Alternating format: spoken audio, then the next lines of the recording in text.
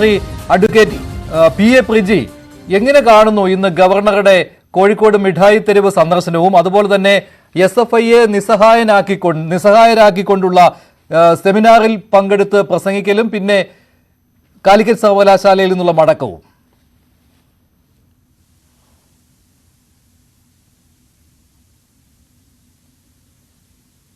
താങ്കളുടെ സൗണ്ട് കിട്ടുന്നില്ല, ഒന്ന് അൺമ്യൂട്ട് ചെയ്യണോ? ഇപ്പൊ കേൾക്കാമോ? കേൾക്കാം.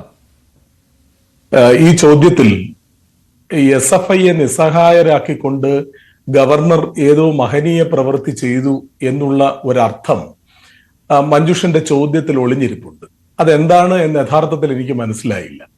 കാരണം SFIയെ പോലെ ഒരു വിദ്യാർത്ഥി സംഘടന, അല്ലെങ്കിൽ DYFA പോലെ ഒരു യുവജന സംഘടന, അല്ലെങ്കിൽ KSUവിനെ പോലൊരു വിദ്യാർത്ഥി സംഘടന, ABVPയെ പോലൊരു വിദ്യാർത്ഥി സംഘടന അവരുടെ സമരത്തിന്റെ പാതയിൽ ഒരാളിനെ കാലുകുത്തിക്കില്ല എന്ന് പറഞ്ഞാൽ അതിന്റെ അർത്ഥം അയാൾ അവിടെ കാലുകുത്തില്ല എന്നല്ലല്ലോ. അല്ലെങ്കിൽ ട്രെയിൻ തടയൽ സമരം നടത്തുന്നു. ട്രെയിൻ തടയൽ സമരം നടത്തുക എന്ന് പറഞ്ഞാൽ ഇന്ത്യയിലുടനീളം അന്നത്തെ ദിവസം ട്രെയിനേ ഓടില്ല എന്നാണോ അതിന്റെ അർത്ഥം? വഴിതടയൽ സമരം നടത്തുന്നു. വഴിതടയൽ സമരം നടത്തുക എന്ന് പറഞ്ഞാൽ അന്നത്തെ ദിവസം മുഴുവൻ വഴി തടഞ്ഞുകൊണ്ടേയിരിക്കും എന്നാണോ അതിന്റെ അർത്ഥം? നേരെ മറിച്ചൊന്ന് ആലോചിച്ച് നോക്കൂ. SFIയുടെ വിദ്യാർത്ഥി സുഹൃത്തുക്കൾ ഇന്നത്തെ ദിവസം ആരിഫ് മുഹമ്മദ് ഖാനോട് വളരെ രോഷാകുലരായി അദ്ദേഹം പോകുന്ന സ്ഥലങ്ങളിൽ ഈ വെർബലായിട്ടുള്ള മഞ്ജുഷന്റെ പ്രയോഗം കടമെടുത്തുകൊണ്ട് പറഞ്ഞാൽ കാല് കുത്തിക്കാതിരിക്കാൻ ശ്രമിച്ചാൽ എന്തായിരിക്കും ഇന്ന് 7 മണിക്കത്തെയും 8 മണിക്കത്തെയും ചർച്ച? പക്ഷേ അഡ്വക്കേറ്റ് PA പ്രിജി, ഈ പ്രശ്നം എന്താണെന്ന് പറഞ്ഞാൽ SFI ഇങ്ങനെ വിചാരിച്ച് കാണുകയില്ല ആരിഫ് മുഹമ്മദ് ഖാൻ ഈ രീതിയിൽ പ്രതികരിക്കുമെന്ന്. ഇത് തുടക്കമിട്ടത് തിരുവനന്തപുരത്ത് വെച്ചാണല്ലോ. തലസ്ഥാനത്ത് അദ്ദേഹം രാജ്ഭവനിൽ നിന്ന് വിമാനത്താവളത്തിലേക്ക് പോകുന്ന വഴിക്ക് SFI 3 ഇടങ്ങളിലായിട്ട് അദ്ദേഹത്തെ കരിങ്കൊടി കാണിച്ചു. അപ്പോൾ അദ്ദേഹം ഒരിടത്ത് കാറിൽ നിന്ന് വെളിയിൽ ഇറങ്ങുകയും SFIക്ക് നേരെ ആക്രോശിക്കുകയും ചെയ്തു. പോലീസിനോട് അദ്ദേഹം കയർത്ത് സംസാരിച്ചു. ഇതൊരിക്കലും SFI പ്രതീക്ഷിച്ചിട്ടില്ല. പക്ഷെ അവിടെ വെച്ച് SFIയുടെ ഒരു വെല്ലുവിളി ഉണ്ടായിരുന്നു, ഇദ്ദേഹത്തെ കാല് കുത്തിക്കുകയില്ല സർവകലാശാലകളിൽ എന്ന്. അദ്ദേഹം ആ വെല്ലുവിളി ഏറ്റെടുക്കുകയായിരുന്നു. ഇങ്ങനെയൊരു ഗവർണർ ഇതിനു മുൻപ് കേരളത്തിൽ കണ്ടിട്ടില്ല, ഇങ്ങനെ ഈ രീതിയിൽ പ്രതികരിച്ചിട്ടില്ല. അല്ലെങ്കിൽ SFI ആരോടെങ്കിലും ഈ സമീപനം എടുത്താൽ തിരിച്ച് ഈ സമീപനം ആരും എടുത്തിട്ടില്ല. അതുകൊണ്ടാണ് ഞാൻ പറഞ്ഞത് കാലുകുത്തിക്കില്ല എന്ന വെല്ലുവിളി ആദ്യത്തെ 3 ദിവസം ആവർത്തിച്ചവരാണ് SFI. അപ്പോൾ അതിൽ നിന്ന് പിന്മാറുക എന്ന് പറയുമ്പോൾ താങ്കൾ പറഞ്ഞു അതൊരു പ്രതീകാത്മകമാണെന്ന്. അങ്ങനെയാണെങ്കിൽ SFIയുടെ എല്ലാ സമരങ്ങളും പ്രതീകാത്മകം എന്ന് പറയേണ്ടി വരും. കഴിഞ്ഞ 7.5 വർഷമായി അങ്ങനെ പ്രതീകാത്മക സമരങ്ങൾ തന്നെയായിരുന്നു. കാരണം ഇടത് സർക്കാർ ഭരിക്കുമ്പോൾ SFIക്ക് പ്രത്യേകിച്ച് പണിയൊന്നുമില്ല.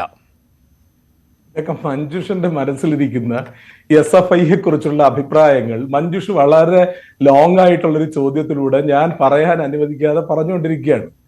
അങ്ങനെയാണ് SFIയുടെ കഴിഞ്ഞകാല സമരങ്ങൾ, SFIയുടെ ചരിത്രം, കേരളത്തിന്റെ വിദ്യാഭ്യാസ ചരിത്രത്തിൽ SFI എന്ന് പറയുന്ന വിദ്യാർത്ഥി സംഘടനയുടെ ചരിത്രത്തിലേക്ക് പോകാനൊന്നും ഞാൻ ഈ അവസരം ഉപയോഗിക്കുന്നില്ല. പക്ഷെ മഞ്ജുഷ് പറഞ്ഞ ഒരു കാര്യത്തിനോട് ഞാൻ യോജിക്കുന്നു.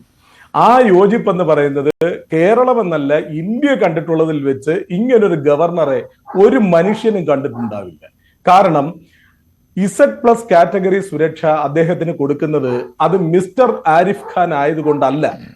എന്തുകൊണ്ടാണ്? ഭരണഘടനാപരമായ ഒരു പദവി അദ്ദേഹത്തിന് നൽകിയിട്ടുണ്ട് എന്നുള്ളത് കൊണ്ടാണ്.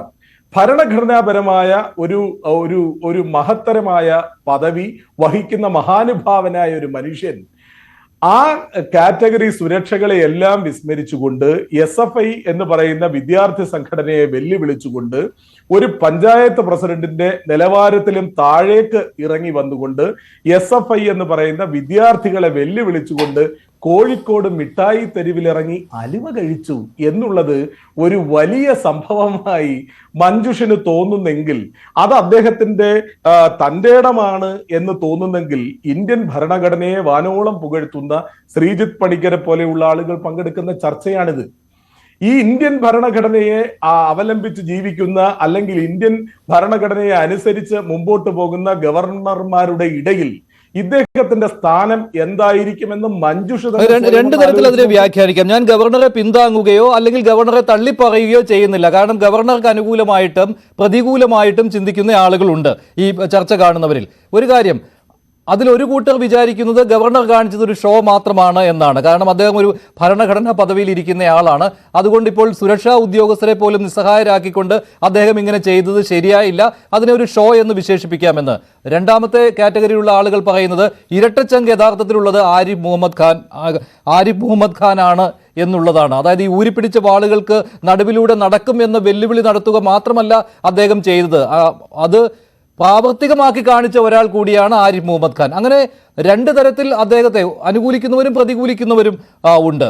അതിപ്പോൾ ഈ സുരക്ഷാ ക്രമീകരണങ്ങൾ മറികടന്ന് ആദ്യമായിട്ടല്ല ഈ ഭരണഘടനാ സ്ഥാപനത്തിലുള്ള ഒരാൾ പ്രവർത്തിക്കുന്നത്. പലതവണയും നമ്മൾ കണ്ടിട്ടുള്ളതാണല്ലോ. ഇങ്ങനെ രാഷ്ട്രപതി പോലും പല ഘട്ടങ്ങളിലും കുട്ടികൾക്കിടയിലേക്ക് ഇറങ്ങിപ്പോയിട്ടുണ്ട്.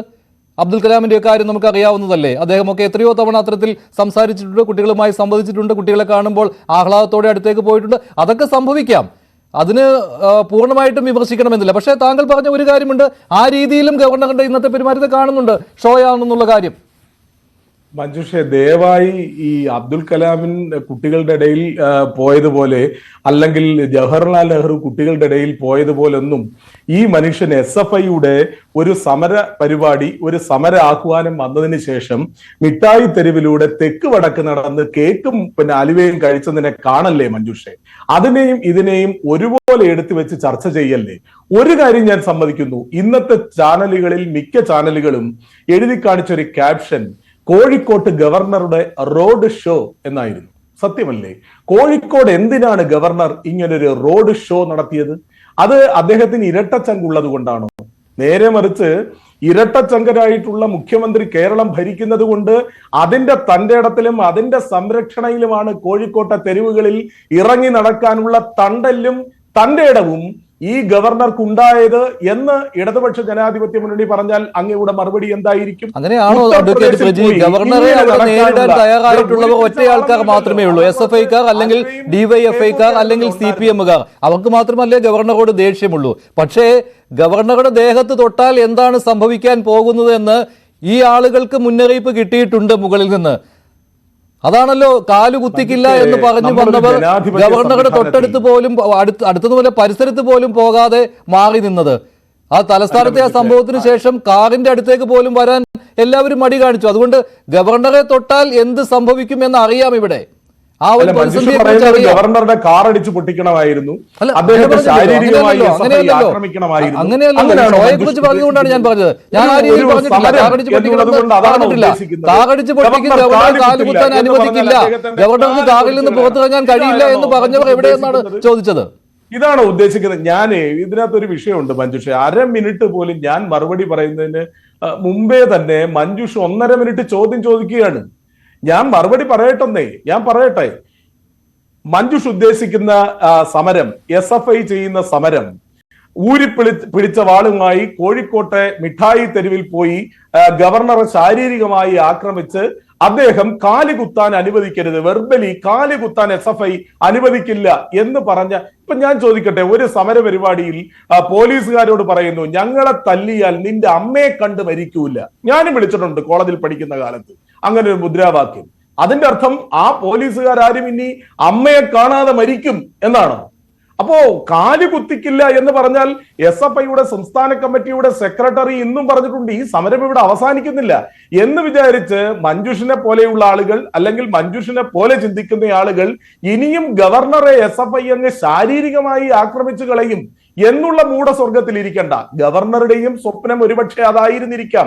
അതുകൊണ്ടാണല്ലോ Z+ കാറ്റഗറി സുരക്ഷയുള്ള അദ്ദേഹം ഇതിനെയെല്ലാം കാറ്റിൽ പറിച്ചുകൊണ്ട് അവിടെ ഇന്ന് വന്ന വാർത്തകളുടെ അടിസ്ഥാനത്തിൽ, സബ്ജക്ട് ടു കറക്ഷൻ വാർത്തകളുടെ അടിസ്ഥാനത്തിൽ ഞാൻ കേട്ടത് 70 വയസ്സുള്ള ഒരാൾ ഈ തിക്കിലും തിരക്കിലും പെട്ട് മരണപ്പെട്ടു എന്നുള്ളൊരു വാർത്ത ഒരു ചാനലിൽ ഞാൻ കണ്ടു. സബ്ജക്ട് ടു കറക്ഷൻ വാർത്തയുടെ അടിസ്ഥാനത്തിൽ ഞാൻ പറയുകയാണ്.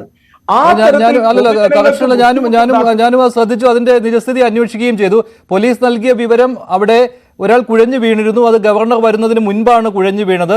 അദ്ദേഹത്തെ ആശുപത്രിയെ കൊണ്ടുപോവുകയും ചെയ്തു. SFI അവിടെ ആരോപിച്ചിരുന്നു ഗവർണർ എത്തിയത് കൊണ്ട് വാഹനം കിട്ടിയില്ല, അതുകൊണ്ട് ആശുപത്രിയിലേക്ക് എത്തിക്കുന്നതിന് വൈകിയെന്ന്. പക്ഷേ പോലീസ് നൽകുന്ന വിശദീകരണം ആശുപത്രിയിൽ എത്തിച്ചിരുന്നു എന്നാണ്. അങ്ങനെ ഒരു വൈകൽ നടന്നിട്ടില്ല എന്നാണ്. ഇനി അതിനെക്കുറിച്ച് കൂടുതൽ വാർത്തകൾ വന്നാൽ അത് തിരുത്താം. ഇപ്പോൾ വന്നിരിക്കുന്ന വാർത്ത അങ്ങനെയാണ്. പോലീസ് നൽകിയ വിവരമാണ് ആശുപത്രിയിൽ എത്തിച്ചു എന്നുള്ളത്.